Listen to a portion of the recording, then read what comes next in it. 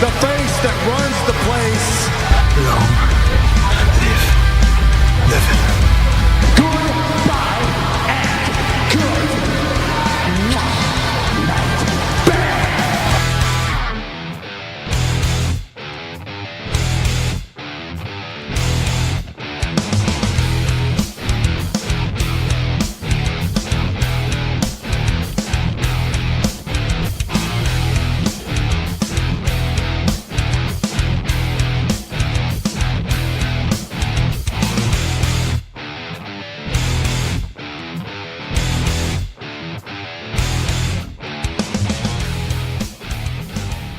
How's it going, folks? Welcome to another edition, or a more special edition this week, of The Kickout, your weekly pro wrestling guide, right here on 90.3 Near FM, on all good podcasting providers, and on the EMC Podcast Network. I'm Dave Cullen. I'm all by myself this week because, as we've told you guys on our social media, on our Facebook, Twitter, and Instagram, we're sort of on our holiday break at the moment. Of course, me and Dara are just fresh off checking out Phoenix Wrestling over in Cork just yesterday. But for a special edition here in The Kickout, because we're still on our holidays, we thought, well, let's try and keep things up to scratch just a wee bit, despite our holiday break, if you like. And rather than just play a repeats like we did last week, what we're going to do this week is look back, have a bit of a throwback episode, and looking back at 3 of our most memorable interviews that we had on The Kickout. The 3 we're going to play this week are interviews that we had probably well over 2 years ago, some of them at this stage. But all of them we felt were significant, certainly from our knowledge of getting to know pro wrestling, and are certainly some of our funniest guests or more important guests. So that's why we chose these 3 in particular. So later on, we're going to listen back to our interviews with Justy, who obviously infamously known as the face of Irish wrestling. He was at the show at Phoenix Wrestling just recently, and this interview we had with him was when he was still the manager of the Gymnasties 2 years ago.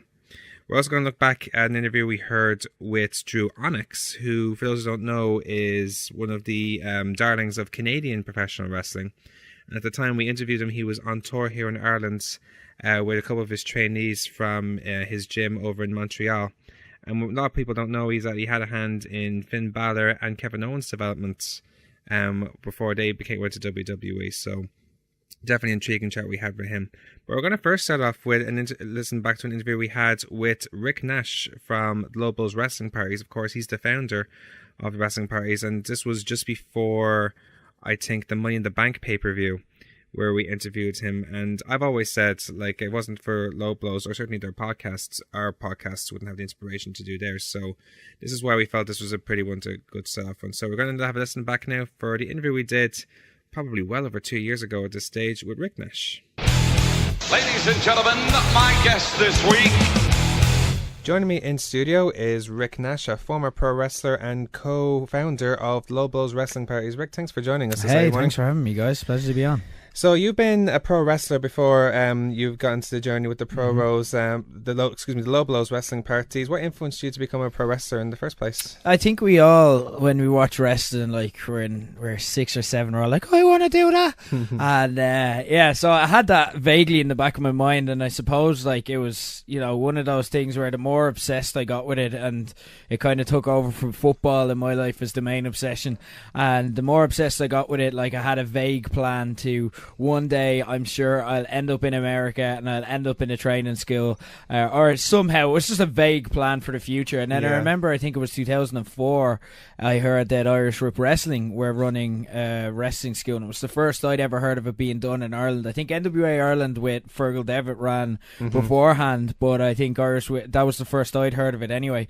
And then what was it? It was WrestleMania 20, and this is a bit of a controversial one, but it was the ending with Chris Benoit and Eddie Guerrero, and that was just like such a cool moment for me. Like, it got such a real emotional response from me, who was nearly a grown man at this stage. I think I was like 17.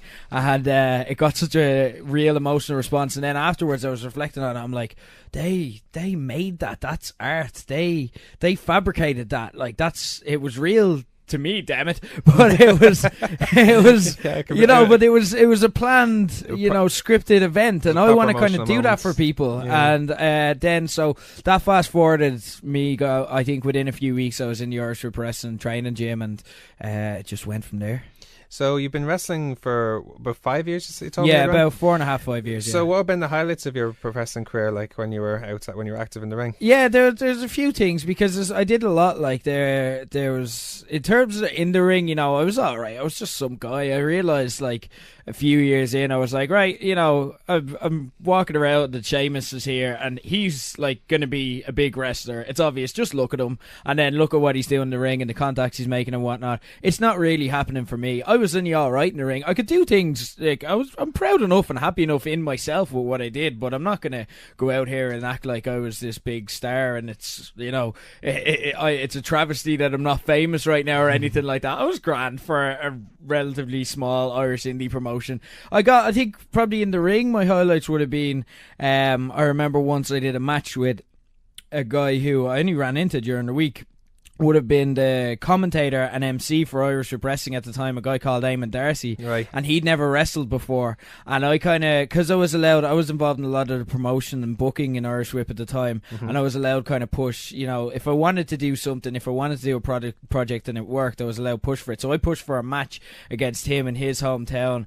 And he'd never wrestled a match before. So it was kind of on my back. And then we ended up having an awesome match. I think it was probably match of the night. It just worked. Everything clicked into place. He ended up winning, and then afterwards we came back and got like a round of applause from the locker room, which didn't happen very often for normal matches. Yeah. And the fact that it was like me and a guy who'd never wrestled before getting it, I was kind of like, yeah, you know what, I'm okay at this. You know what I mean? I'm all right at this. I know in myself, like I did as good as I was going to do. Outside of the ring, it was like getting the chance to promote, book, learn, do like all the fantasy things that we do as fans, and getting a chance to really do it. And actually kind of, we, around the time I was helping and heavily involved in that, was probably the most successful time for Irish Whip Wrestling. It was pretty big around the time. We're on TV, we're doing regular tours of Ireland and whatnot and stuff.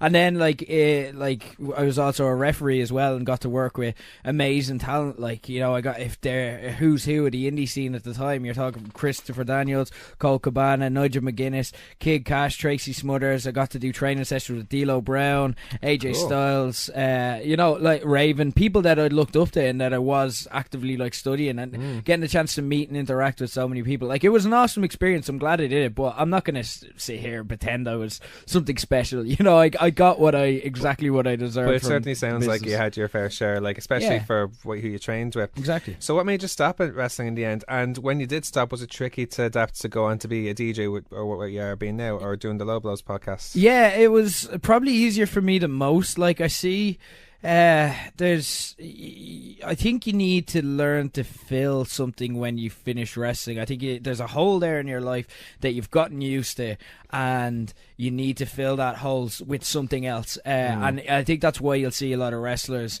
getting into podcasting and stuff when their career's over these days, because it's a way to kind of, what I found was, we had an opportunity with a radio station like this called Phoenix FM, who we done interviews with in character, and we had an opportunity to do a show in our wrestling characters, and we were like, okay, you know what, let's do this, a regular radio show but as wrestlers. And we're like, okay, we could be quite original here and we can do like loads of creative stuff and be different. And so we had an opportunity to do that, and it was kind of, at the time, everything kind of coincided together. There was like, I had a back injury, which I'm still suffering from now. Like, I'm out of work for the past couple of weeks because of it, but I had a back injury that was, making wrestling just impossible at the time. I had that opportunity came up, and it was also coinciding with the deaths of Chris Benoit and Eddie Guerrero, the people that had got into it. It was shortly after that happened, and I was kind of looking at the business and I'm like, yeah, even the guys that I admire, even if you win in this business, it seems like you lose, and not in a bad way. It's like, look at how many tragic stories like that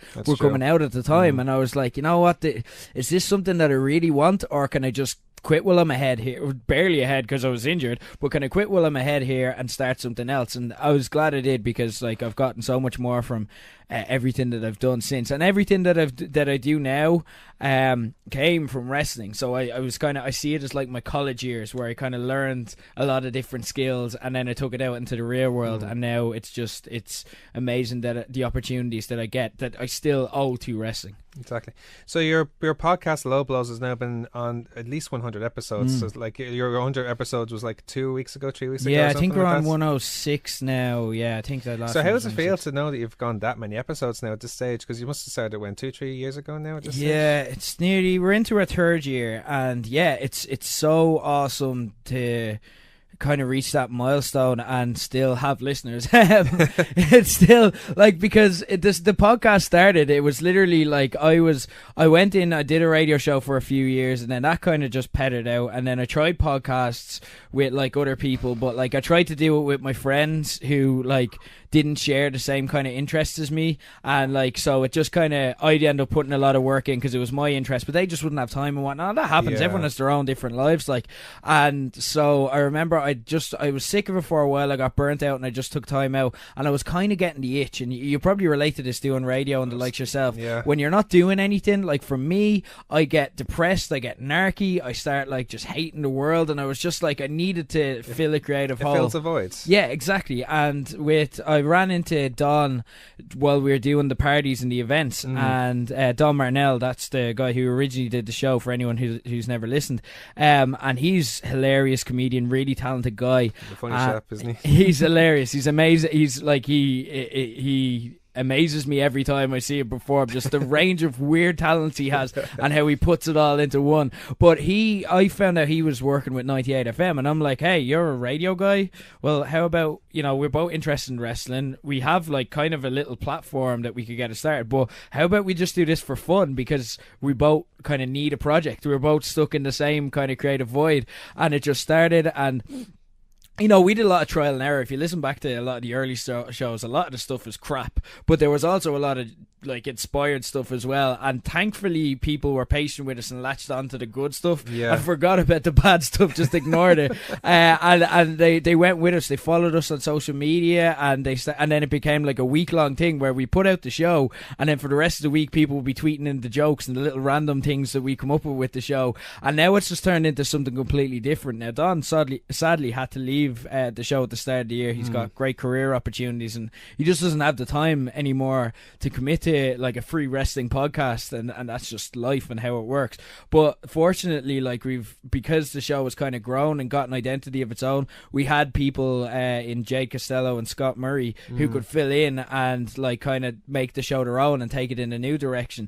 And thankfully, even with someone as big as Don going, people seem to be going with it, and like Jade and Scott have done immensely in his role, like replacing him. They were never going to be the new Don, but I never wanted them to be. I said it to them, I'm like, be the first you, and we're gonna work the show around your personality, and we're gonna like make it about what makes you tick, and we're gonna build the audience is gonna build a relationship with you personally. And they've done that, and they've done amazing, and thankfully people have kept listening. We didn't lose listeners when Don left, which was shocking, because usually that's what happens and you have to rebuild, but we haven't. People have stayed loyal, and I'm delighted with that, because we wouldn't do it. You know yourself, it's a lot of work. Well, I've listened to your podcasts, and I can say I've become a fan from Scott and Jade's being on it especially. So it's an awesome podcast. That's exactly. And you know yourself, you wouldn't. You put a lot of work into this as well, and you wouldn't do it if you weren't kind of getting that reaction, and that's the payoff. Just learn that there's people listening and responding and respecting what you do and enjoying it. We're just starting off, obviously, but hopefully, like, if we get anywhere as successful as you guys, we'll be doing well. So, like, I'm sure you will. Yeah. So we have to talk about the Lobos wrestling parties. There's one coming up this Sunday, on the 19th, for Money in the Bank, your first ever one for Money in the Bank. So where did the idea for the wrestling parties come from? And it's come strength to strength now. You've been doing it for 5 years, since WrestleMania 29 or 28? 28 it was, yeah. So what do you feel has contributed to its rise as well? It started because do you remember that year that The Rock and Cena announced a year in advance they were going to main event WrestleMania? Don't even reminds me. I Yeah, exactly. But I'm a massive Rock fan. I Okay. am just obsessed with him as a human being. I would trade lives with him in a second and give it all up just to be the Rock for a day. I'm obsessed with him. So I was like, I have to do something for this. And I was like, maybe it'll be my bucket list where I go to Mania, and that could be when I'll take that off. And then that ended up not working out. And then I remember the year, it was 2011, and it was when, and we only did a tweetathon for this on Sunday, that's where we, if no one knows it, that's where we sync up the WWE network with all our listeners, and everyone tweets in as if it's a live show. I see what you mean, yeah. So we did that for Money in the Bank 2011, and around that time, a lot of people, because CM Punk was kind of just did the pipe bomb, and he was so hot right then, a lot of adults were getting back into it. And I remember just sitting there, I was watching it in my apartment with my mate, and I was like, do you know what would be class if we were just around people for this, if we could just get kind of an atmosphere. So the wheel started spinning, and then I went to Woolshed for the Super Bowl in January or early February, whenever it was, and I'm like, this is what I'm thinking of. This is the Woolshed, but with wrestling fans, and this is exactly what I want to do. So we went to Woolshed, and they're a big business, and they were being smart and cautious, and they're like, look, we believe that you could do something, but we don't know yet, so we can't take that risk just yet. If you can prove it to us and then come back to us. So literally as soon as I met with Woolshed, I walked around the road to Captain America's, and we sparked a deal right away on Grafton Street, like there and then. By the end of the night, Woolshed were like, Jesus, he went out and got another venue. That's crazy. Straight away. But yeah, so we had, I don't know if you know Captain America's, but there's a yeah. tiny room in the back just for live events, and they run like comedy gigs and the like. That's when you walk in, and it's like right at the end of the hall. It's a very long hall they have Yes. in there, and they have like a little theatre there, don't they? Yeah, So, and yeah. so my pledge to them was, I can fill this room. Mm-hmm. That's all I know. I can fill it with my mates and their mates, and just word of mouth. We put it online, and that night it went completely viral, to the point that in my day job the next day I went in, and I work with all women, none of whom like wrestling, and they all turn around to me and they're like, are you running some kind of event to do with wrestling? Because it was everywhere on my Facebook last night. It went crazy. And then on the night itself, it was literally, we expected to fill, so the top third of Captain America's we were hoping to fill. I was looking back, and you can see from the DJ box, you can see the entire venue. I was looking back, all wrestling fans, all night. We packed it out to the point that a year later, Captain America's didn't have the staff to facilitate the amount of people. Never mind the staff, probably. Yeah, the first one. exactly. Like, so they didn't have the numbers to be able to serve the amount of people that wanted to do this. Yeah. So Woolshed eventually came to us, and we struck a deal, and it's gone from strength to strength ever since. It's awesome, man. So for anyone who hasn't been to a Low Blows party before, what can they expect? And for you personally, of all the Low Blows parties you've done, probably with the exception of the first one, because that's probably a big deal where it goes out to the far, what do you feel has been the best one that you guys have run, and why? Interesting. I would say... sorry, what the first question? Sorry, I'm after forgetting. No, sorry. What would newcomers to Low Blows expect from the parties? Sorry, I've got the memory of a goldfish. Sorry, I'm awful. Right. If you've never been before, I think, and the reason, like, because the first thing we did was we thought, okay, this is something big. There's a community here, and everyone wants this. Whether they knew they wanted it before or not, they want this. They want to hang around with other wrestling fans. And they want wrestling to be... They don't want to have to hide and feel like they're ashamed to be a wrestling fan. They want to be proud of it, and they want to go out and they want to chant, and they want to have fun, they want to have a laugh. And they want to say, like, well, you go to the pub to watch football, I go to the pub to watch wrestling. So when we did it first, we were like, right, okay, every pub is going to see the success of this, and they're going to try it themselves, and we want to make sure that, you know, not even like from a business standpoint, but more from like just feeling protective over wrestling fans and kind of feeling a sense of duty towards other fans. We were like, pubs are going to ruin it because they're just going to stick it on the background. They're going to be judgy. The staff are going to be judgy with fans. They're going to be rude. They're going to be... No, we have to look after this. And I think the reason that, like, we've continued, that no other pub has kind of been able to kind of come in and compete with us, and that we've continued to go from strength to strength, is because we're fans and we run the nights that we want. So we have like NXT, for example, on Sunday. If you come along, NXT TakeOver is going to be on all screens beforehand. So if you haven't seen it yet, you're going to get to see it. If you want to watch it again with your mates and have the chat and laugh, you can do that. I'm going to be playing a DJ set full of WWE themes and songs from the past, and I love them. Every month I get obscure our little team sent to me that I'm like, oh yes, and there's a few that I have saved for this. And then like we've only announced today actually, we do games on the stage. So for Money in the Bank, what's going to happen is I got a Money in the Bank briefcase delivered to me. No, I seen this on Facebook. You saw this, yeah? Yeah. I got it delivered to me a few weeks ago, and we've been trying to figure out how this is possible and how we can do it. So what we're going to do is we're going to suspend the briefcase from the roof of Woolshed. We just discovered literally this morning that it's possible to do. We're going to put a contract in it. We're going to do this a few times. We're going to put a contract in it, and then we're going to select a member of the audience at random. They're going to have to climb a ladder and retrieve the briefcase. In that contract, there will be a challenge that they'll have to complete on stage. Now it's nothing; it's just something funny, like they'll have to do a dance or sing or something like that. Anyway, we're still figuring that stuff out. Okay. But they'll have to do a challenge on stage. They'll have to climb up on the ladder in front of the Woolshed. They'll have to do a challenge on stage, and then they get prizes if they complete their challenge. Well, they're going to get prizes. We're going to give them prizes if they climb the freaking ladder. But yeah, so stuff like that where we're going out of our way. We do table quizzes, we do karaoke, we do parties. In terms of the best night, I'd have to say that the last WrestleMania was, for me, my favourite night, because it's where we kind of everything came together, and there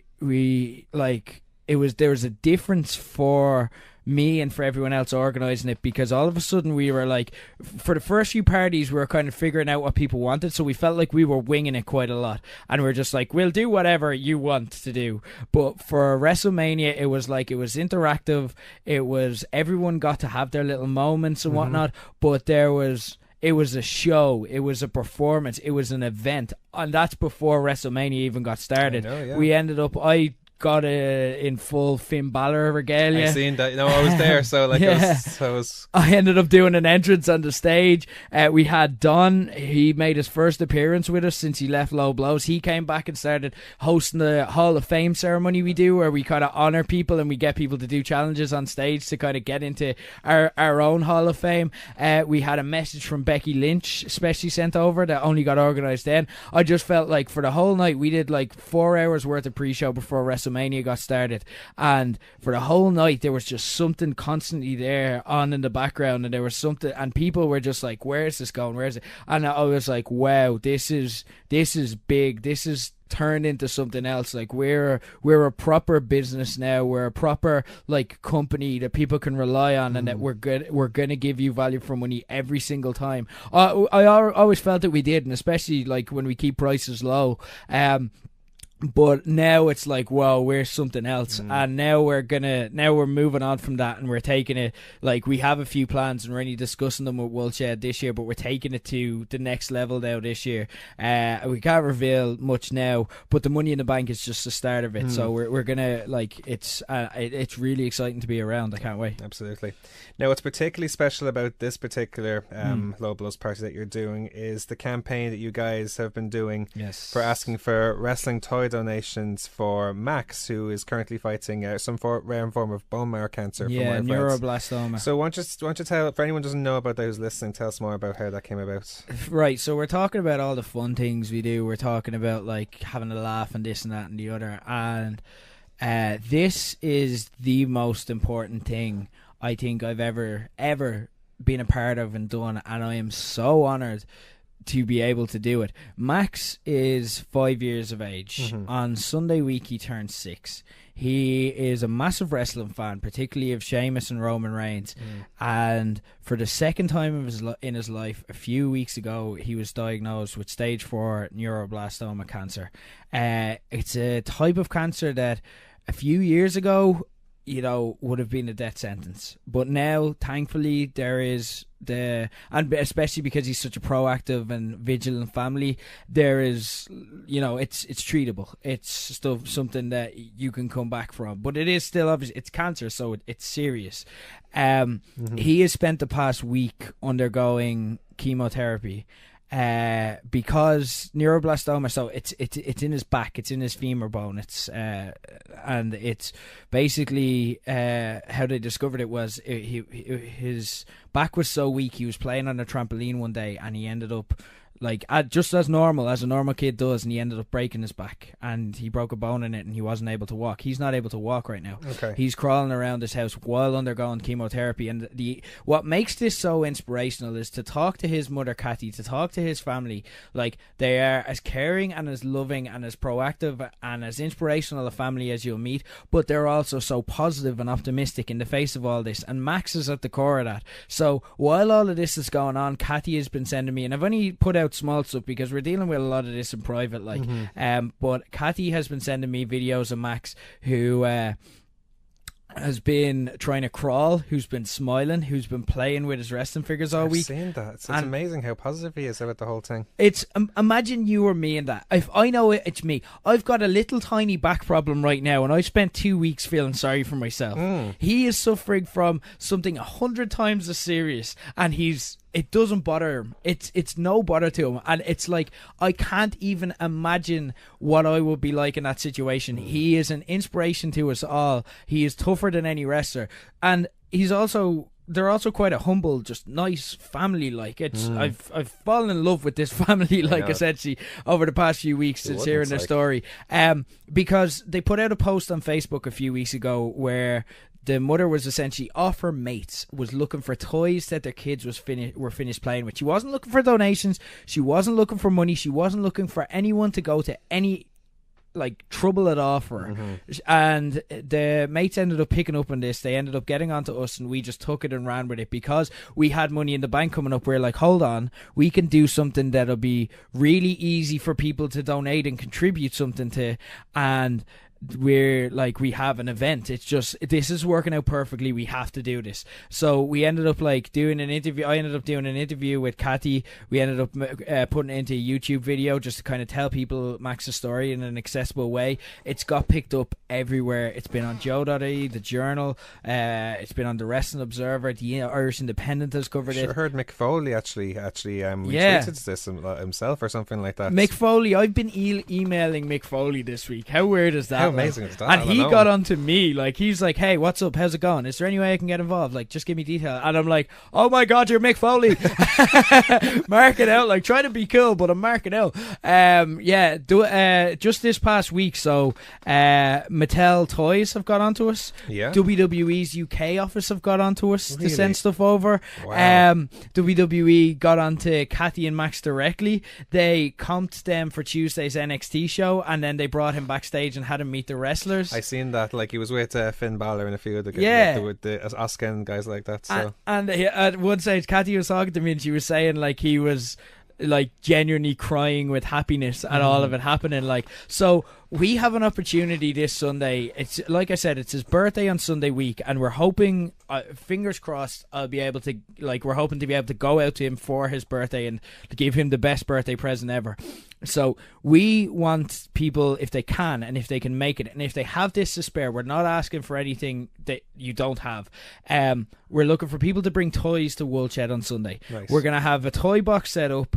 It's going to be on the main stage. We have it all sorted with Woolshed. We're going to have it there in the afternoon. If people can't get off work, or if they can't make it to the party or whatever, they can arrive early in the afternoon, even if they want to watch the football or whatever, and they can leave their toys there. But we'd like if people could come, because we want to celebrate this. It's a celebration. It's something very cool, and we want to kind of, anyone who's donating, we want to thank you by giving you a great night as well. So we hope people can make it for all of it. But even if you can't, even if you can get it to us in some way, or bring it down with someone you know who is going to the Woolshed, and we want to just have a huge box of toys for Max and just give him the best birthday ever, because there is nobody that I've ever personally encountered that deserves it more.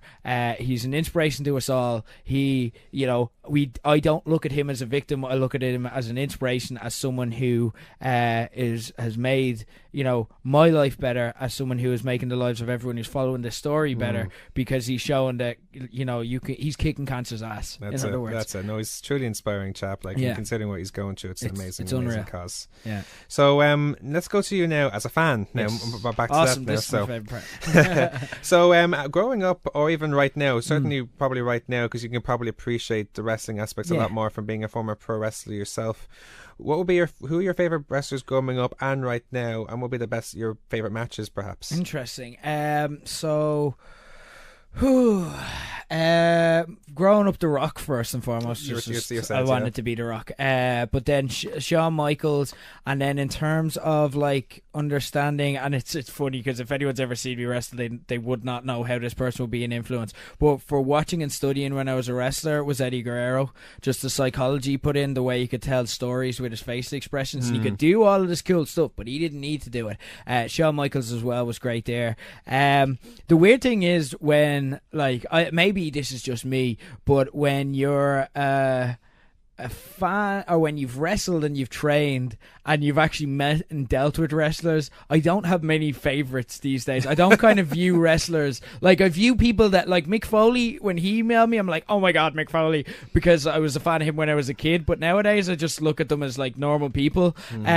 So there aren't that many people that I would be. I love Finn Balor. And I'm not just saying that because he's Irish. I'm saying that because he's like genuinely, like, he's a great worker, and also he's a classy guy. If that's the case, we're all biased as far as I'm concerned. Like, he's just an awesome wrestler. Yeah, so. Exactly. Like, you know, and Nakamura as well. Both of them I got to see live on Tuesday, and it was awesome. So these are people that I, you know, genuinely would like. Like Nakamura made me buy a ticket. Balor made me buy a ticket to go see him wrestle Sheamus at the last show. So there are very few people who could do that these days, but those would probably be two of them. Cool.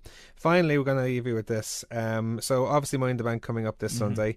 What do you personally hope to expect from Money in the Bank? There's been a lot of speculation and rumours going to this one, especially over the Money in the Bank ladder match. Like, what do you have any expectations or predictions as such? Yeah, I'm going to predict double turn of sorts in the main event with Rollins and Reigns. A lot of people can see that happening. Yeah, I think the WWE want us to like Seth Rollins. They've been doing it since he came back. They're putting out, did you see the WWE 24 documentary they did in the network? That you can't watch that and not love Seth Rollins. I know. And they're encouraging us to watch it on the program. Seth Rollins is going out and saying, watch my network special. And you see that and you think, wait a minute, well, why does still do it Roman Reigns? They're slowly but surely like just twisting and turning, and those matches, like if you think back to Austin Brett at WrestleMania 13, Ziggler Del Rio again a couple of years ago, if you think back to them, they're awesome matches when you they twist the crowd as they go along and tell the full story. So I think that's going to be an awesome match. I think Money in the Bank wise, I predicted Bray on my own show this week, Bray Wyatt, because I was full sure he was going to be added to the match. That doesn't look like it's coming to pass now, which is usually what happens when I predict stuff. But I'm gonna say Ambrose wins the Money in the Bank ladder match. Good call. And I'm going to say that at Battleground, there's a rematch with Rollins and Reigns. Rollins wins the title. Ambrose cashes in on Rollins. Rollins and Reigns both conveniently have a rematch clause for SummerSlam, Shield 3-Way at SummerSlam. Yeah, we're talking. And for AJ Cena, my prediction here has changed because we recorded this week's show on Monday before Raw. Then they added the Gallows and Anderson stipulation that they can't interfere. No, I seen that you were convinced that the club would be involved. So now you're changing your mind because it's the other way around now with the stipulation. Yeah, now think about this, right? Logic it through with me. Gallows and Anderson can't interfere. Right. Cena can't just win, lol, Cena wins, because then the feud is over, and I think they're going for this for a few months. It can't just be that simple. But it's also Cena's comeback match, and AJ can't beat him clean, and they also just can't straight up rip off what they did with Kevin Owens a year ago. Yeah, there has to be a twist. NXT tour stops on Friday. Finn Balor's free Sunday.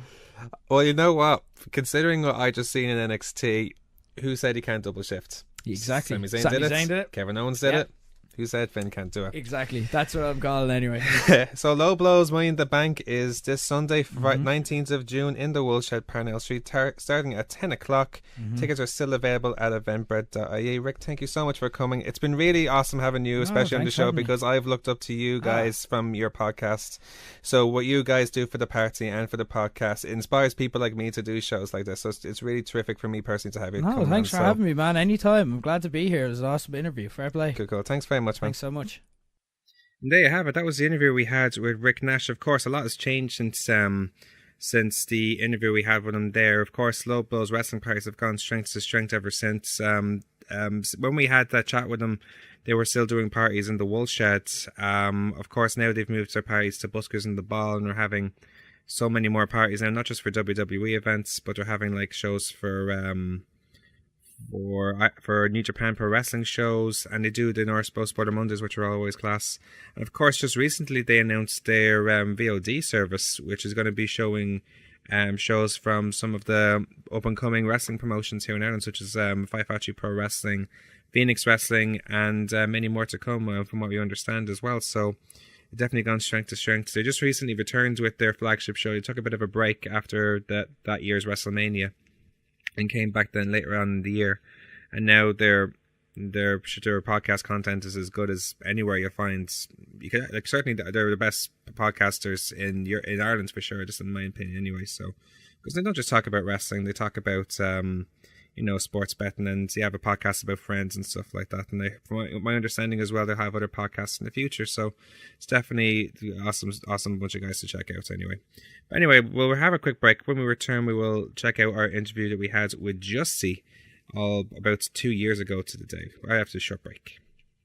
You're listening to the Electronic Media Collective Podcast Network. Yeah, it's a mouthful.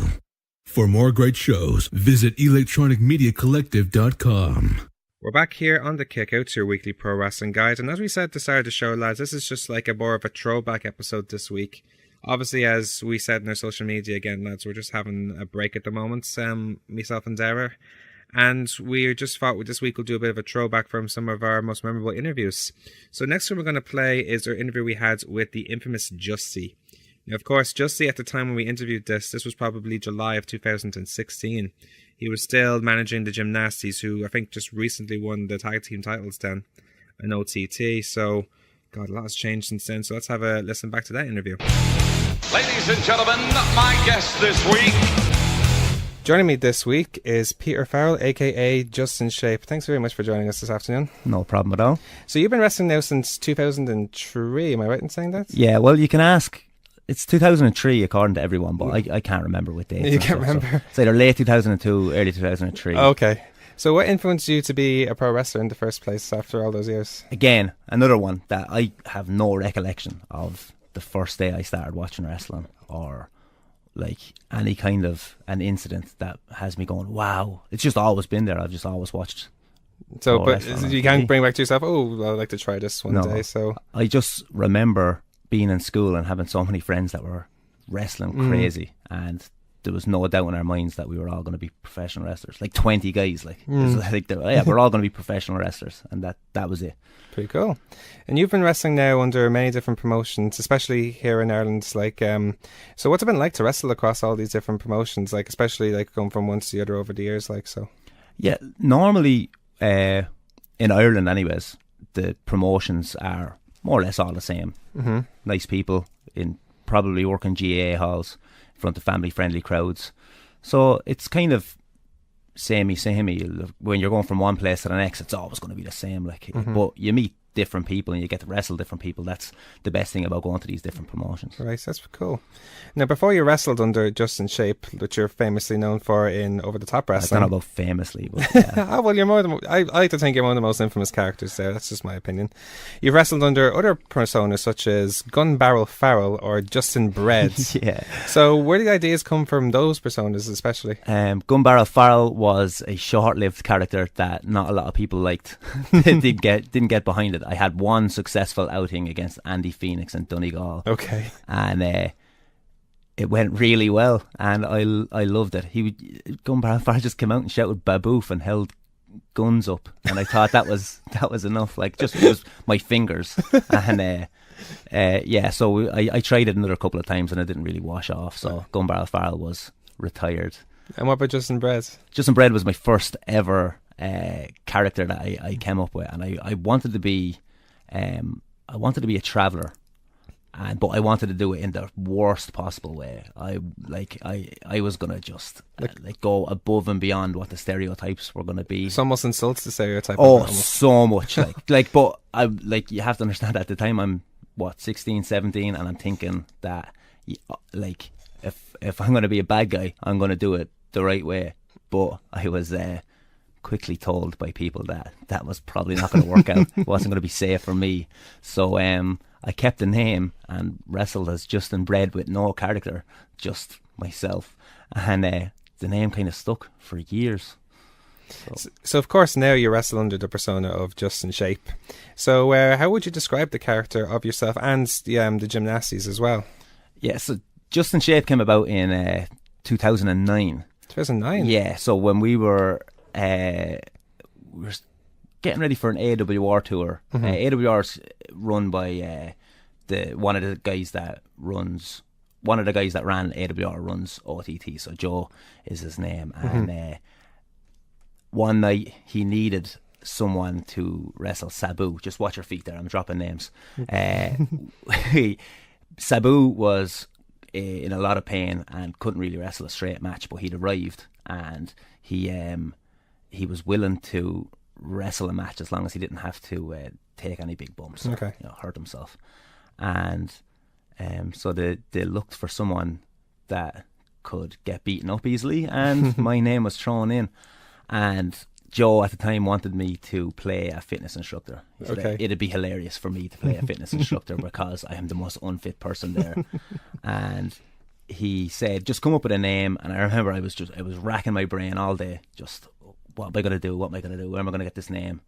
And it just 10 minutes before I was supposed to go through the curtain to wrestle the match, it came to me like I was already Justin bred, and so many Justin jokes had already been played on me, like that, like, just in time, just in shape, just in like there's countless. Like I'd like to implore people, do not come up to me and give me what they think is the new Justin name for my next gimmick, because I've heard every single one of them. But when it came to it that night, I thought Just in Shape, fitness instructor, and I said it to Joe. He said love it, and that's that. Like, I've been Just in Shape ever since. That's pretty cool. And like as I said, like, you've teamed up with the gymnasties. You trained with the guys in gymnasties in Fight Factory, is that correct? I've trained the guys. So they've how it came about with the gymnasties is that, again, Joe got onto me at this stage. Before OTT came along, I was kind of giving up a little bit on working shows. I was kind of getting tired of breaking myself up for, in front of 70 people in brightly lit GA halls. And I kind of said, I'm going to take a step back. So Joe got onto me and said, would you do a manager role in OTT? And I said I'd give it a go because it was over 18s. And, you have, like, if Joe's involved, it's going to be good. So I said I'd give it a go. And he threw me in with Barry, who's Be Cool. And at the time it was Katie Harvey. And we just went out and had a bit of fun, and it really took off. Like, when you're doing that kind of thing with your friends, it takes off. Like, so the idea behind Just in Shape obviously was he's going to be this unfit fitness instructor who comes and tells people that they need to get fit, even though he's ironically the most unfit person in the room. And I think Joe just thought Barry would be a good fit for me. At the start with OTT, Sam, who's Sammy D, obviously, he had a totally different gimmick, kind of a stoner gimmick at the start, and it didn't really hit home with people, right? And so he was thrown in with us for the second week, and it just clicked. From there, like, we haven't looked back since. Like, for us as a trio, like, we're out there once a month, hanging with our best friends, getting to basically just act a fool. And we probably have more fun than a lot of people out there. Like, a lot of the more serious wrestlers are probably telling you that they're having a better time because they're having the more serious matches, but who's laughing more? Exactly. And I know you guys are tag team champions as well, so they are. You're manager of tag team champions. That's you deserve just as much credit for that. So, so are there any other wrestlers or people that influence any part of the Just in Shape character? Like any of the antics in particular that you thought, I saw this guy, maybe I could use this. Well, when it came down to it, that I said that, right, I'm sticking to comedy wrestling. I obviously just got onto YouTube, and it's great having YouTube there as a reference to get back to, so you can go back to look at a lot of guys from World of Sport that just so, like, simple things that it's not even like the moves that you're doing, it's kind of like how you're going to react and interact with the audience and stuff like that. Like, Les Kellett is one of them. If you ever get a chance to look at him on YouTube, it's absolutely hilarious. Cool. And I've obviously gone up through the years and came across like Cole Cabana at the time, and like I've stolen so much of his stuff. He was obviously, it was a big kind of a rub for me to get to work with him in Limerick last month, and I told him, I just said, look, I've spent years stealing stuff from you, and he was like, oh, cool. I'm glad I could help, like, but that's mostly with the comedy stuff. It's like you just YouTube it, like, but for the character itself, it's the character just like when you walk out and you go, right, I'm going to be a delusional fitness instructor. Yeah. Just go onto Facebook. So I'm sure you've got 7 friends on Facebook who are delusional fitness instructors with VTAC degrees or whatever they're supposed to be called, that like are just people who are sitting in a small t-shirt with a fat gut letting on to be a fitness instructor. Well, when I saw your ring attire, first time I seen you was when you were against Duncan Disorderly, I think it was. Yes. And you had like the multicoloured suit, and it's like, who wears that? As a fitness instructor, Mr. Motivator. Yeah, so that's Mr. Motivator. Like, I've googled images of Mr. Motivators for references on my next singlets so many times, because his style is just impeccable. Absolutely. So obviously you've been trained, of course, by Fergal Devitt and Paul Tracy down in the Fight Factory down in Bray, right? How have they influenced you in your wrestling career? Oh, big time. Like, I owe everything in wrestling to Fergal and Paul, without a doubt. Like, without them, there'd be no Justin Shape anyways, for a start. There'd be no Sean Max or Brennan, Jordan Devlin. There's countless people that would have been influenced by them. Absolutely. And like directly and indirectly. Like, for instance, if you just have a look at Paul in the ring now, and what way he moves in the ring, what way he works with the audience, and what way he interacts with people, like both in the ring and outside of the ring, you got it. Like, you just watch him and learn. So, and you can do it. You can do it with him every day. And Fergal's kind of like the other side of the spectrum, where his in-ring stuff is impeccable. Obviously, you're not going to see me doing any double stomps off the top rope or anything like that. But when you see what he can do with his movement in the ring, it's just impeccable. Like. Yeah. And so if you can't watch either of those two men and take something from it that you can use yourself, then you're not doing wrestling right. That's the way I see it, anyways. So in your long career now, you've been in the ring now, from my record of it, like now you've been in the ring now 12, 13 years. Like I went into a cage match the other day and like, 2003, that's where I discovered it. Like, yeah. So who are your favourite wrestlers to be in the ring with, and why in all that time? To be in the ring with, wow, there's been absolutely loads, I suppose, in that time. But it always kind of keeps going back to the same kind of people. Obviously, I love being with the gymnasties, whether it's with or against those two guys. Like, you're going to have a ball. It's going to be an easy match, and also you're just going to have a riot. Like, I seem to always be put in with Danny Butler. Like, when we started off first, we went to primary school together. Like, so is that right? Yeah, we're friends for life. Like, so we've been 3-time tag team champions of Ireland. When we started off with NWA first, so it always seems that I'm either with Danny, or I'm going to be working against him, and it seems to be a perfect fit because my body seems to be the perfect shape for landing on a canvas, and Danny seems to be the perfect shape for putting people on a canvas. So it seems like it's always been that kind of a way, and we've from so many different types of matches that I've had with Danny, like from the likes of these comedy wrestling shows where people were dressed up as like Elvis versus Michael Jackson and stuff like that. That's back years ago as well, probably 2007. Okay.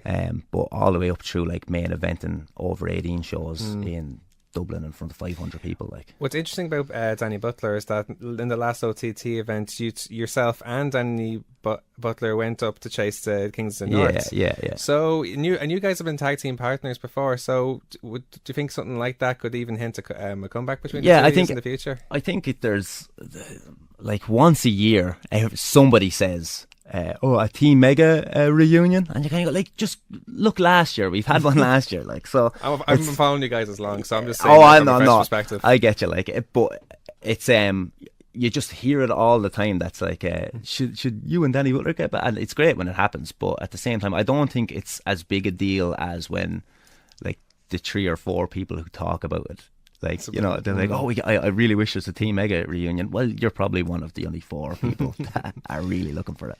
Well, you mentioned that yourself and Danny Butler were 3-time champions of Ireland, tag team champions. What would be the other highlights of your wrestling career so far?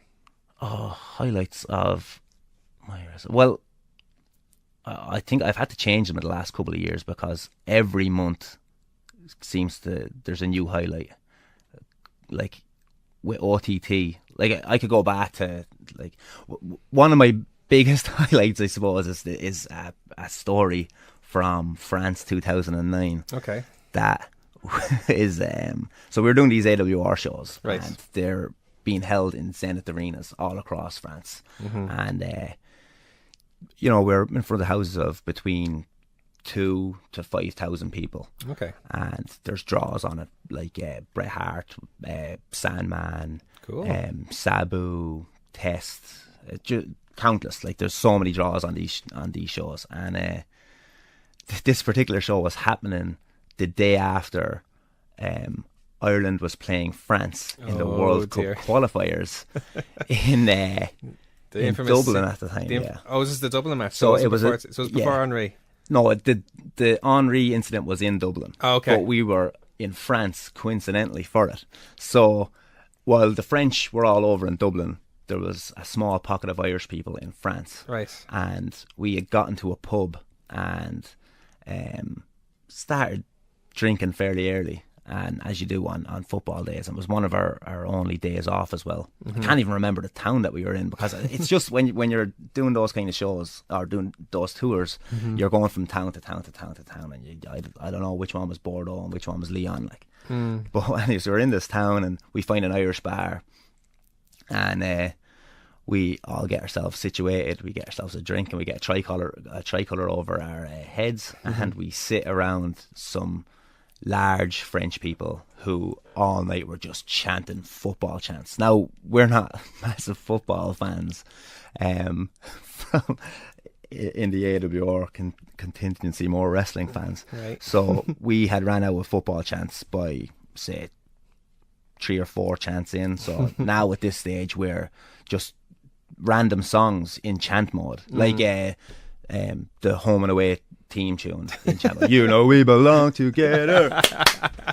So that kind of way. So we at one stage the local news crew found out that there was a bunch of Irish people, right, and had arrived at the pub and came to interview us. And it was in and around the time that the news crew had got to us that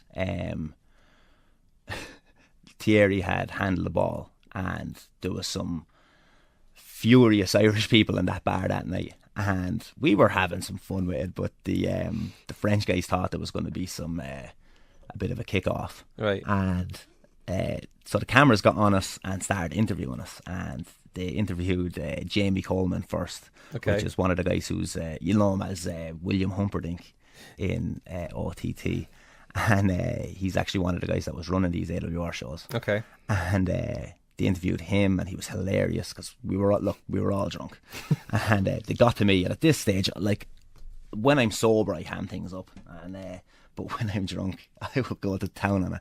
So as she came to me, I had put my hand into my pint, threw tears of beer all over myself, told her that the French should be ashamed of themselves, that you know, that what Thierry Henry had done, it makes baby Jesus cry. And I told him if they want to come and settle it like real men, meet us at the Zenith Arena tomorrow. So I just plugged the show, and at this point I wasn't even supposed to be on the show. Oh yeah. So we got to the arena the next day, and some of the guys from the French side of the crew were saying, "You were on the news last night." We were like, "No, were we? We were on the news." Then stuff started coming back to us at the stage. Oh yeah, there was cameras there, and so it turned out that a bunch of more tickets had been bought that morning to to the show on the back of what we've done on this this news broadcast. Whatever. I've still never seen it. That's incredible, though. From just that plug from alone, a few more. Like, I don't know how many more people came, but like there was talk of 10,000, but it probably wasn't that. It was probably 10 people. But Still. no, there wasn't. There was Those probably 10 people watching news. There was probably about between like 200 and 300 tickets sold that morning or whatever, and they put it down to what we were after saying on the news. So straight away they said, we have to do something with this. Joe, being the savvy promoter that he is, said we're going to have to do something with this Irish French thing. So at the time we had Rene Dupree running as the local Frenchman, even though no French person could understand what he was saying because he spoke like Canadian French. Oh, okay. So, but he's from Canada. Yeah, French. Okay. Yeah, and he's living in Japan now. So like, okay. Yeah. So he's absolutely nothing got to do with France except for he speaks some French. There you go. So he runs down with his red, white, and blue trunks to do the French gimmick. So they said, right, we'll work something with Maxer and Dupree. Justy will get you to do a manager. We'll give you a bit of mic time. And I was like, I don't know, like these people don't speak English, and that's fine. We'll get the guy to translate and stuff. And I said, right, fair enough. And we came down to the ring, and I was waving a tricolour. And this is just before intermission, I think it was. And I was waving a tricolour. Shawnee was coming out to the ring in an Irish football jersey. And straight away, like there was a hush in the crowd when we walked out because people didn't know what to expect. Because at the time, like we had a lot of people coming up to us apologising for what Thierry Henry had done, because French people who were ashamed of what he did. Understandable, yeah. And so like, so we're coming down there, and we're not expecting. Definitely not expecting what happened when we came out. So what had happened was we came out and they gave me the mic, and I was just told, just be angry. Okay. I said, easy. So I got on the mic, and at this stage now, like I am as sick as Rolf Harris's computer history. Like we were like, we drank so much the night before. So we're now out in the ring. I've got no voice. Okay. And I'm on the mic. Okay. And I'm telling these people that Thierry Henry is a shame to the French people. If you go to the World Cup, you're a cheater, just like Thierry Henry. I called them, like, cheese-eating surrender monkeys. Anything I could think of that was going to insult the French. Right. And then all of a sudden it came to me. I told them all, like, as it was coming to a fever pitch at this stage, because it was all being translated to the French, and they were all kind of coming up, like, really angry. And but you could kind of just feel that the atmosphere had changed in the building, like, and it was that kind of stuff. Like, obviously, I've worked in hostile crowds before, but not really thousands of people now zoning in their hatred to you, because really you're just giving them some truths at this point. Like, it's they couldn't say, like, it's not. I'm not coming out here saying I'm the great guy, I'm the best in the world. I'm coming out here saying you guys should be ashamed of yourselves, and they're really getting hot. And it just comes to me. I said, everybody stand for the Irish national anthem. Now I start singing with my voice. Like, I've got a horrible voice at the best of times. So much so that I was told I'd never be faced because of my accent. Okay. And so I understand. But when I'm hungover and hoarse and trying to sing a song to French people in Irish, it's a different level of audibility. Like people's ears must have started bleeding in that arena. But the noise just came up, and I looked to one side of me, and here's Shawnee beside me with tears streaming down his face. Now, he is a football fan. Like, he was just thinking about Ireland are not into the World Cup. He was looking at me like, it did preach, like, this is gospel. There's tears in there. I'm now, like, my chest is just about to cave in with, like, just the way the people are coming up for it, like. And at this point, Dupree comes running out, legs it to the ring, and we scatter. And as I scatter, people just start coming over the railings for me. And I've got, like, little kids, like, just throwing fists at me, and like, just popcorn and whatever snacks they had is coming down at me and just raining at me and Shawnee. Okay. And security grabs us and brings us to backstage. Okay. And the minute we get backstage, there's like 4 or 5 guys there. Joe, the promoter, Jamie, the other promoter, And like Scotty Too Hotty was there, Test was there, and as we got in, there was just people just flocked around us, and they were like, "That's money. We have to do this every night. Every night we've got to do this. That we're in France, and we're gonna bump you up. That we're gonna get you up the card to main event." Like, Wow. And I was like, "What?" Like, There you go. we just went out, done what I do, pulled a promo, and it just turned into just one of those instances that. You can't explain the feeling that happened that night. It's basically a wrestler's Oscar is getting escorted from ringside. And it all started from a night out.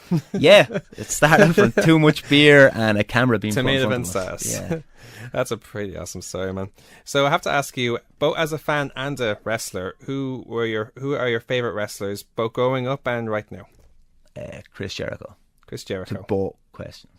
To both questions. And what intrigues you about Chris Jericho? He's a chameleon. He's like, I've followed him from like back. Well, I think I would have seen him in ECW first. No, actually, I would have seen him in WCW first. Yeah, And okay. then I obviously got all those ECW tapes and tapes of him in Japan. Back in his Lionheart days. Yeah, going on to highspots.com and trying to drag 6 weeks to get a videotape, VCR videotape. And just love Jericho. Everything he does from he changes himself like continuously. Like every year he's got a new character that like he never strays away from Chris Jericho, but he'll always change up something in the ring and he'll always have something new. He's never just relying on his laurels. Like he always changes up. But I've got so many wrestlers that have influenced me, like from like Chris Canyon is one of my favorite wrestlers to watch because he's just one of the greatest bumpers I've ever seen in my life. Dick Togo, from when he was in Kaientai, I loved him. Like I think with wrestling, it's very hard to pick out like that one or two people that have done it for you. Like I could just rattle off different things I've stolen off people, different influences from all kinds of wrestlers, managers, all kind. Like, you know, one of my favorite people in wrestling to watch is the referee Mike Chioda, because how red his face gets when he's counting to number 3. So like, it's like there's so many. I think it's For very little hard things, to for little yeah. things that like intrigue yourself. Yeah, it's very hard to pinpoint just the one guy, but I'll always hold something dear to Chris Jericho. That's a very fresh Forever. perspective of how a wrestler bumps say you'd appreciate Chris Canyon. That's like you wouldn't hear that from a lot of people. Like so. Yeah, Like, it's just, and even before wrestling, I remember looking at the before I started. Like I suppose I'm at it training pro since I'm 17. Like I done backyard, the time we never speak of, for a few years before that as well. And I was always appreciating those guys as you're watching and you're looking at it as something I want to do. I'm looking at every bit of movement that these guys are doing, and Canyon was always one of those guys that stood out as someone who always hit nice and crisp on the mat and always made everything look so good. That's pretty cool. Now the final question I have to ask you now, this breaks my heart as a fellow beard enthusiast. Obviously, now you recently had your beard cut by the Kings of the North, Yeah. LOTT. Now it's taking good shape now. Like for anyone, we're going to take a picture of this later on, and your beard's in good shape now. But so, as I want to ask you, as a beard enthusiast yourself, Yeah. which wrestler do you think, living or dead, has the best beard in the history of pro wrestling? Wrestler's best beard. Like when you go to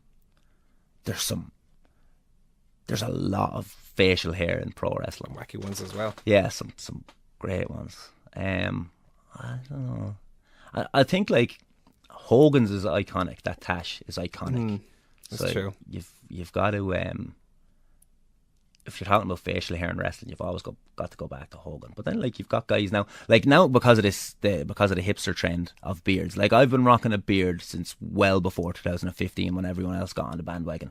So I'm still a little bit bitter about it. But when you look at like everybody's got a beard now. Like you've got Marty Scurll has got a beard. I remember 2 years ago Marty Scurll was a fresh face party Marty Scurll. I found his Facebook and he's completely clean shaven. Like it's mad. Yeah, it's like they've hipsters. That's what happened. And but now, like I get told all the time, people message me when they found out the Joe Coffey was coming to OTT, Right. And so many women, oh, we love Joe Coffey's beard. I was like, oh, do you? That's great. I've got one. Thanks for letting me know. Oh, isn't Joe Coffey he's so dreamy because of his beard? That's fine. Thanks for messaging me to let me know about how much you fancy Joe Coffey. Thanks a lot for that one. So, like, to say whose beard do I appreciate the most? I don't know. Oh, Seth Coulter he was rocking some good facial hair there for a while. That man has a mustache that few can rival. We could spend so much time like talking about just Exactly. the facial hair. I've spent so much time like on every one of your questions talking about like just one aspect of everything. You spent like 10 minutes talking about the fans though. It's awesome though. That's like, it's but like ask me who are my favourite people to wrestle. I just mentioned Danny Butler and the gymnastics. No, There's so many people. I have to ask you, right? Like, I'm currently training down in main stage at the moment, right? Yep. And I was talking to Connor and Joe about this, and they both told me, well, Justy's going to be talking for ages. And Yeah, he's just going to talk. That's like those guys know. Like, they know if I come into a room and a question is asked, I can just ramble on forever here. So, like, they say I talk a lot, but I just think everyone listens a lot. Yeah. So that's why I just keep talking. That's it. I'm not complaining at all. So that's about it. Anyway, so Justy, thank you very much for coming in. It's been awesome having you come in to chat. No with problem. us. Here, let me plug a lot of things here now. Oh, please, by all means. Yeah, right. Obviously, I'm plugging OTT. Okay. Yeah. We plug OTT all the time. I know. So. Like, from my point of view, what we have now in Ireland is something to rival Progress, ICW, even PWG, stuff like that. We've got it at our doorsteps, and I think people really need to get out there. I want to plug all the training schools that are around for a few years, like Main Stage that you're in, really good. There's some really good people there. Awesome people. Really nice people, like a lot of them from OTT. Mm-hmm. That's where they would have started out, and stuff like people like Kazar Martina, the lads from the Flats, like all those guys that you see on OTT. Mm-hmm. Most of them are going to be from Main Stage. You've got Fight Factory down in Bray as well. Phil the Trill Boyd runs that one. Really good trainer, good facility. It's kind of different than what you're going to get in Main Stage as well. Like, still you're getting shown all the same kinds of stuff, but it's a different perspective of wrestling. Okay. And everybody needs a different perspective. And now the Kings of the North are opening a training school. The Uprising School in Belfast, yeah. Big things are coming from that, because they are opening that and they're doing it right. So I'm going to tell anyone that's up that neck of the woods or has a way of getting up, even if you're down in Cork, get up for a couple of these training sessions, because those guys know what they're doing. Real professional guys and really good workers. I think, like, obviously they're good workers. Like, you can see what they're doing if you're watching OTT. Plugging our video on demand. Video on demand, yes. Yeah, get onto Vimeo for OTT video on demand, all of our best stuff, and go back and look at all the old stuff. I'm sick of people coming up and saying like, "Oh, it's I've been watching or I've been going to OTT since," and then they'll tell me what day, and I'm like, "Well, you can see all the shows beforehand." And for what, like €6 to rent? 6 to rent, 10 to buy. I heard. A tenner to buy a wrestling show with me on it. Yeah, I paid double that to see me on a there you go, man. show. There you go. But yeah, so that's like get to your nearest wrestling gym, get to your nearest wrestling show. There's going to be Fight Factory shows, MSW shows, shows all around the country. Get to your local one, support your local wrestling, and get onto VOD, and also buy T-shirts and stuff.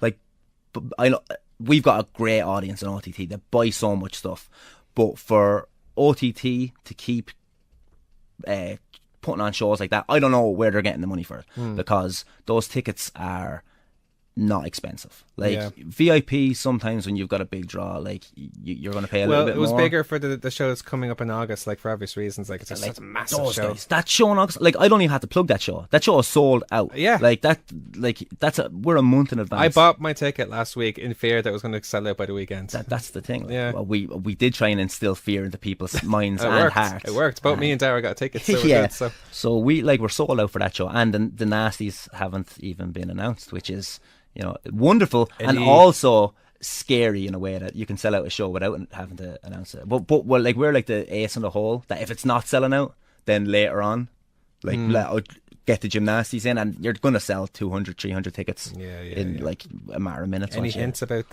what the gymnastics will be up to? On the next show, Yeah. I honestly haven't a clue. I hasn't told you yet, no?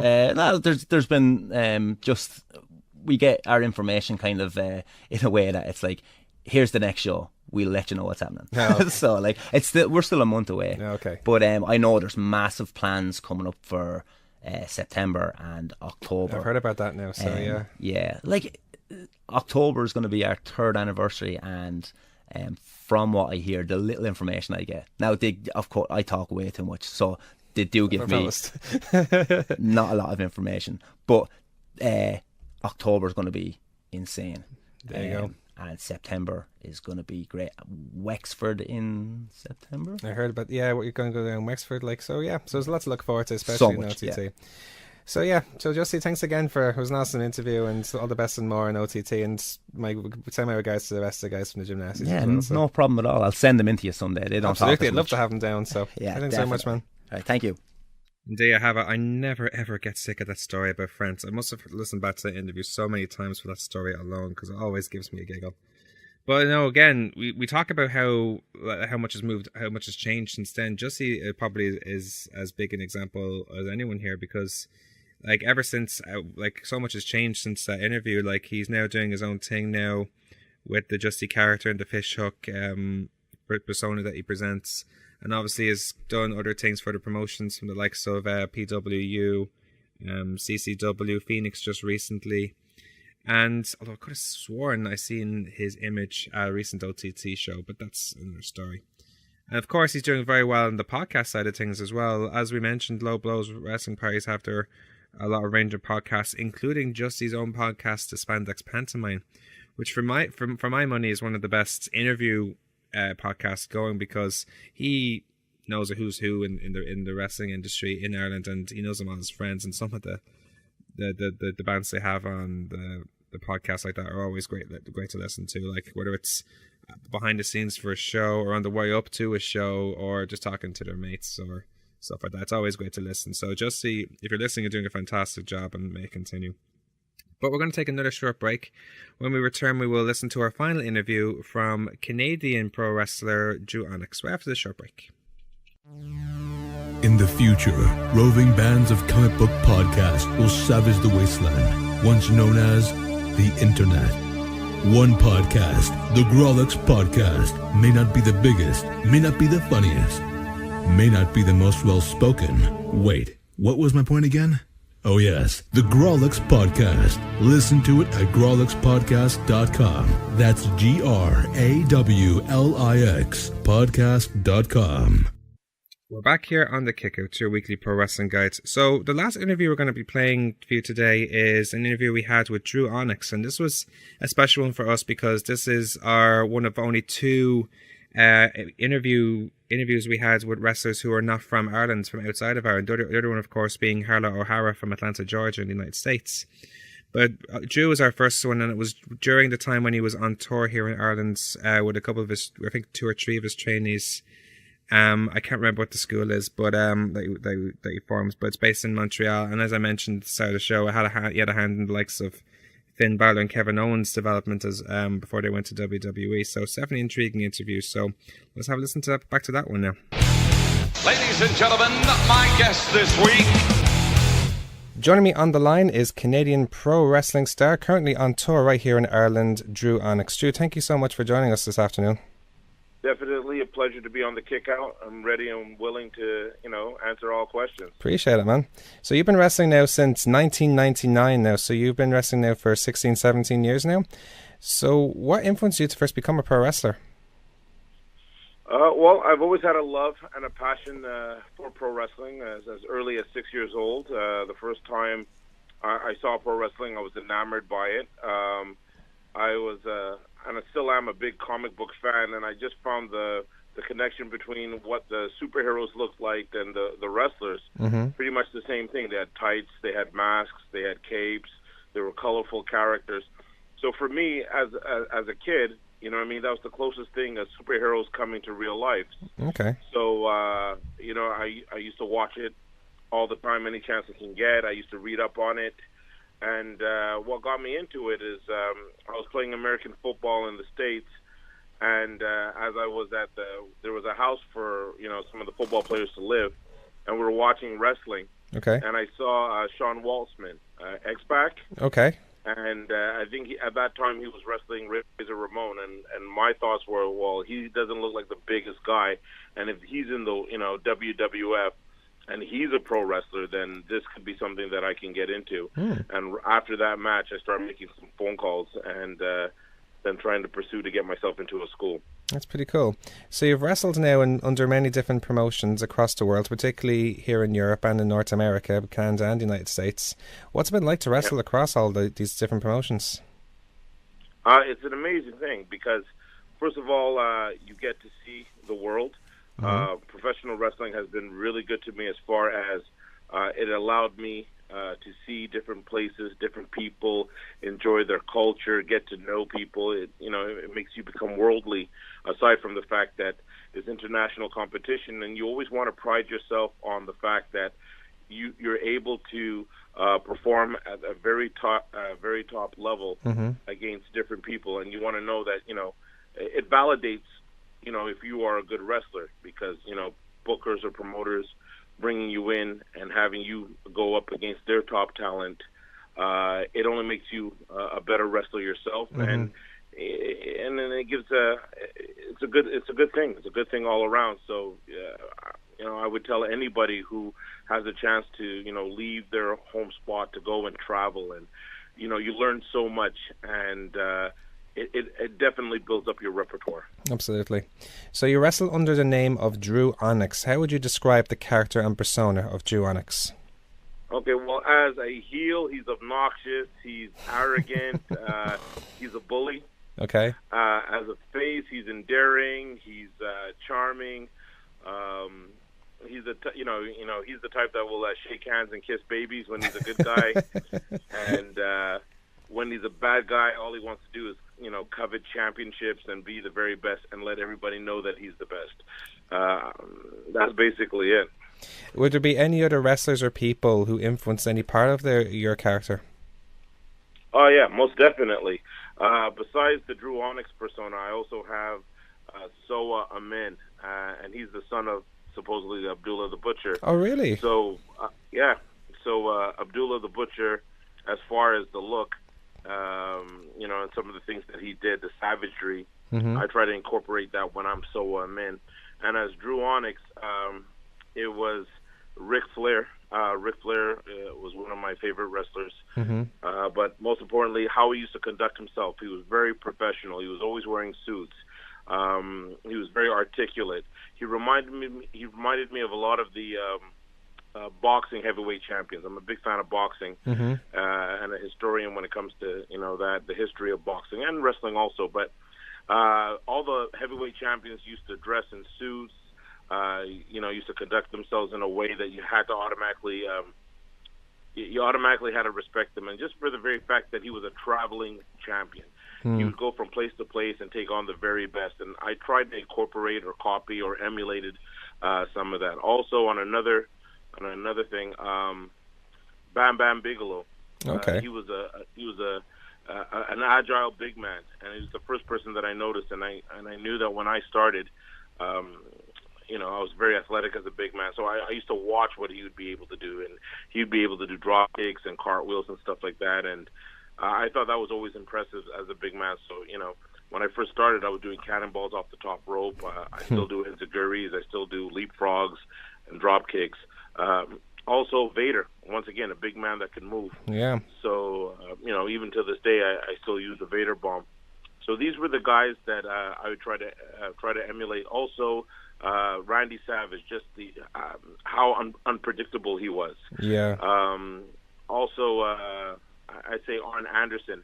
He'd be such a heel, but he'd be oblivious of the fact that he was a heel. So was Savage. Even Flair.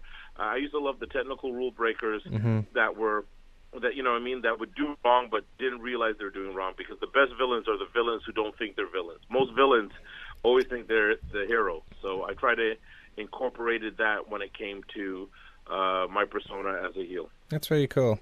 So you've trained under, of course, Marc Paulin in Quebec, and then later on by Tokimitsu Ishizawa, if I'm pronouncing that correctly. That's right. How encouraging were both your trainers for your professional career? Very. Mark was amazing. He took his time with me. He saw how much I loved wrestling, and he really mentored me. You know, he taught me the basic fundamentals of pro wrestling. He taught me how to be safe with my opponents. He went out of his way. He would always, you know, take me to wrestling shows, both the good ones and the bad ones, so he could, you know, show me and allow me to, you know, to appreciate, you know, when you go to good shows and good venues, and the bad ones, to stay away from it. You know what I mean? Like, every bad show or, you know, bad wrestling, it was like a cautionary tale. Like, this is what you need to do so this wouldn't happen. So he gave me a lot of knowledge early on. And whenever he used to go and do seminars across I live in Quebec, Canada, and he would be constantly going to Quebec to do seminars with other promotions. He would always take me as an assistant, and you know, that would also help me because, you know, teach once, learn twice. You know what I mean? Yeah. So as I was getting a knowledge from him, and I'd also watch how he would conduct his seminars, which would later, you know, I mean, I would integrate in what I was doing later on. As far as Mr. Ishizawa, or Kendo Kashin, that was his wrestling, his name.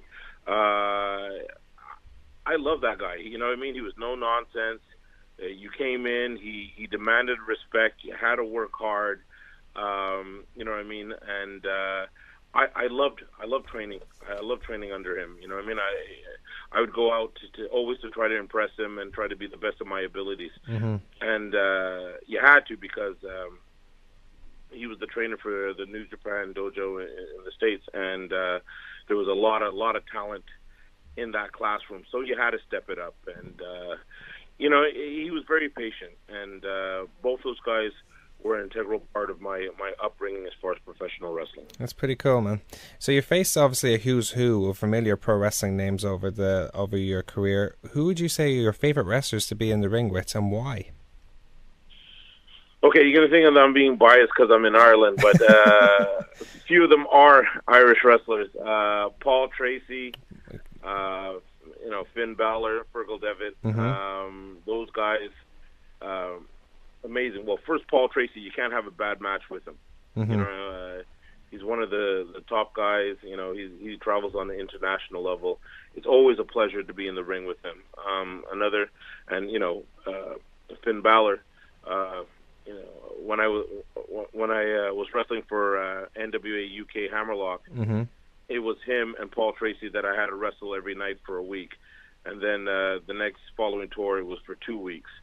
And wrestling Finn, it was a constant challenge because, you know, he's so tenacious inside the ring. And one of my highlights was wrestling in Wales against him. I was defending the British Commonwealth Championship, and it was a no holds barred, no disqualification match. And It was crazy.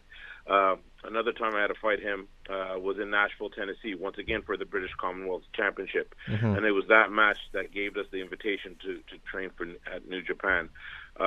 Also, I had an opportunity to wrestle tag with Shelton Benjamin from WWE. And we wrestled against Sylvain Grenier, one half of the Resistance, and the Hurricane. So that was a highlight. That was really cool. Also, there's another wrestler in Montreal. His name is Pat Gannett.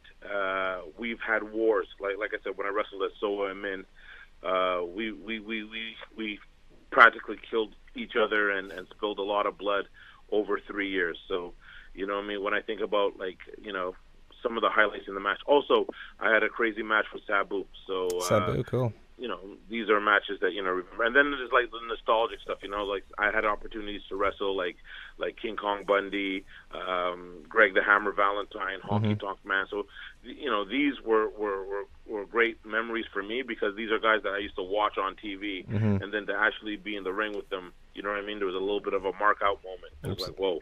Yeah. So you mentioned like highlights of wrestling, like wrestlers such as those. What other highlights would you say stand out in your professional career so far? Recently, being a four-time NWA British Commonwealth champion, was good. I was also a North American champion, a UK champion. So, all the titles that I've won for the National Wrestling Alliance were highlights.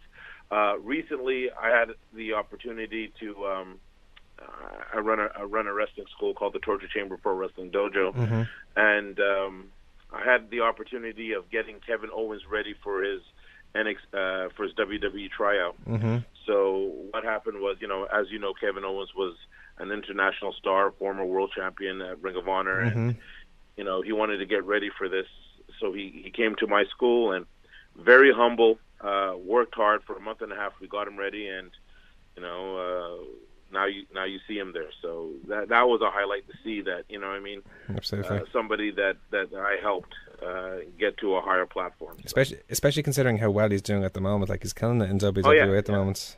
So, listen, sorry. No, sorry, what were you going to say? Beg your pardon? Well, yeah, no, I was going to say, like, he was a great wrestler before. All we did was just, I had an opportunity to try out for the WWE pretty recent before he did, so I was able to just give him some of, like, the heads up of what they expected and stuff like that. Yeah. And also the training that I got from New Japan Pro Wrestling, and he killed it. He's great talent.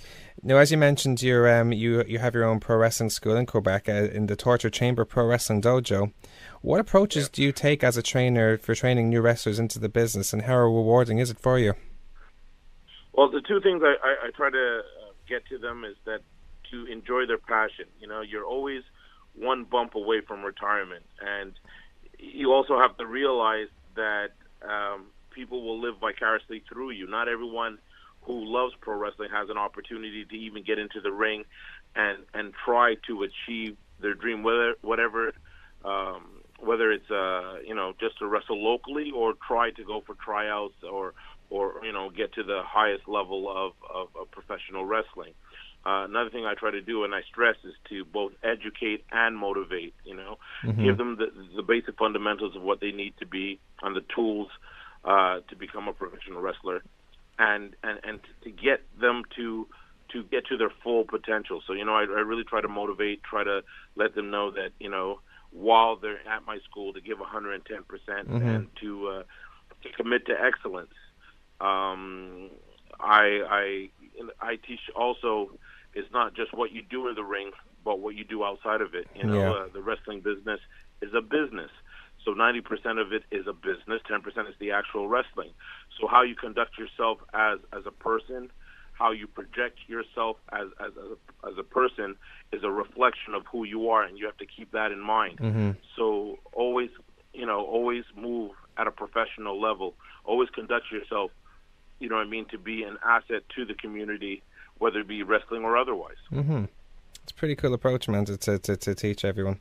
So obviously now you're touring at the moment with three of your proteges in Flo Riley, Adiris Mowabi and Mustafa Jordan. How are you enjoying the experiences in Ireland so far? Well, they're loving it. It's my sixth tour. Your sixth tour in Ireland. That's pretty cool. That's because I love this country. I love the people. I love the culture, and I keep on coming back. As far as them, they're enjoying it tremendously. They had their first match internationally with Main Stage Wrestling earlier last week, and they had all good matches, and they enjoyed the crowd. And then after that, they went out and they got to enjoy the nightlife. They hit a couple of pubs. We had a few training sessions during the week.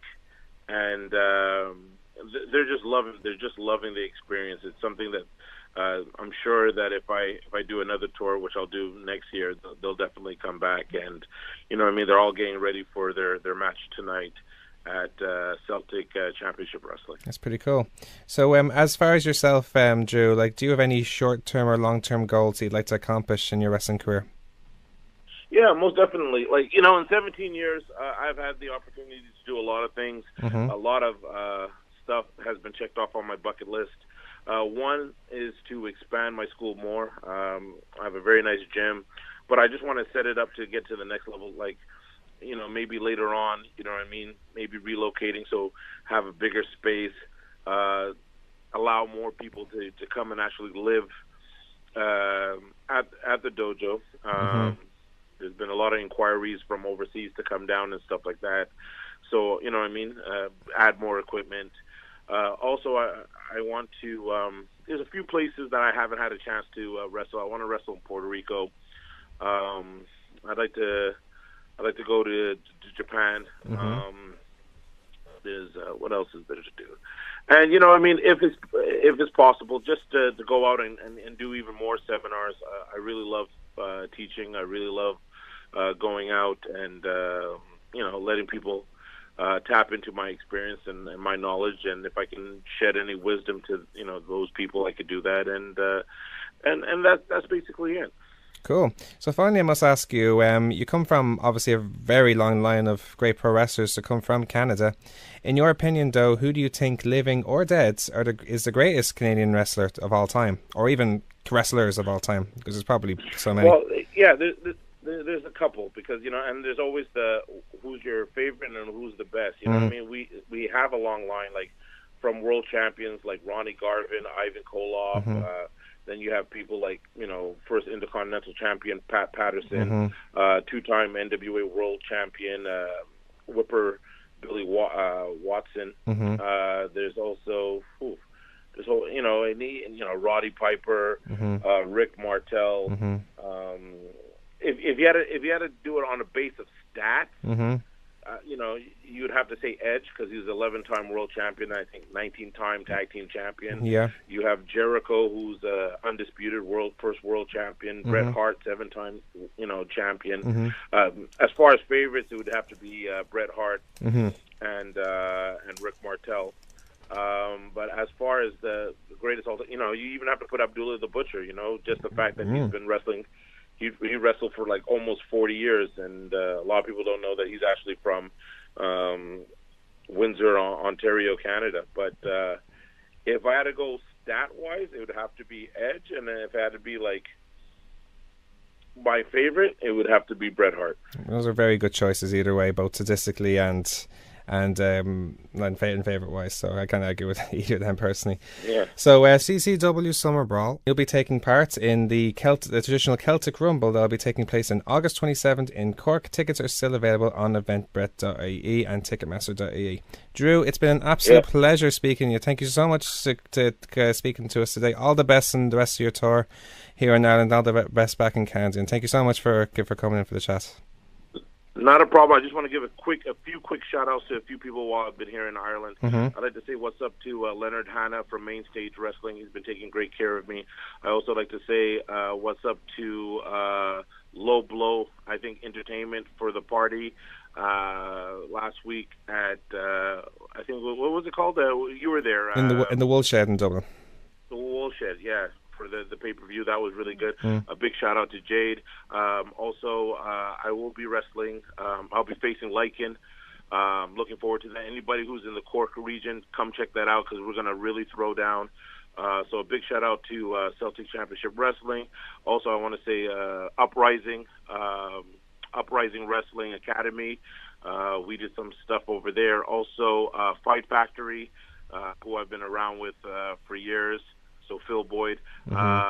Big shout out to Paul Tracy. Congratulations to Finn Balor for being the first WWE Universal Wrestling Champion. And also after tonight with CCW, I'll be at Irish Whip the following day. I think I'm going to pronounce this wrong. Tipperary? Close enough, Tipperary.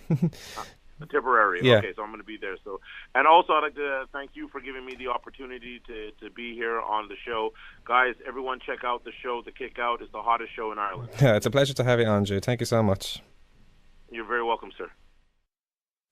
There you have it, lads. That was our interview we had with Dru Onyx. I'm not really too sure what he's up to nowadays. I imagine he's still doing his thing over in Canada at the moment. Training more of his trainees, but he was on tour in Ireland, I think, the next year after that, but I'm not sure he made one this year. All the same, we hope to have him in Ireland one day, and maybe we can have a chat with him then, so we'll see what happens there.